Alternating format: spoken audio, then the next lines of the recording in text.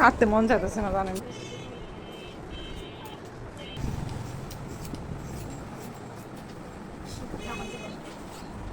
কি করবো আসলে, আমারও তো অনেক খারাপ লাগতেছে করতে এতটা করে তো কেউ কাটে না সাধারণত,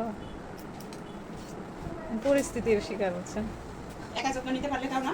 মাথাটাও আমার বাদ দিয়ে বাসায় আছে না, মানে স্কুলেরটা তো আমি বাদ দিই, কিন্তু বাসায় আর কি সবসময় খুললে এবার বারে হয় না, এই বাধাটা আমি বাদ দিতাম। এখন কয়েকদিন ধরে দেখি সে নিজে বাদে, আমরা বাড়িতে গেছিলাম সময় সে নিজে বাদছে, আমি বেঁধে দিই, পরে আবার তার টাইট হয় না, আবার সে নিজে গোছামোছা করে বাঁধতে বাঁধতে শিখে ফেলছে।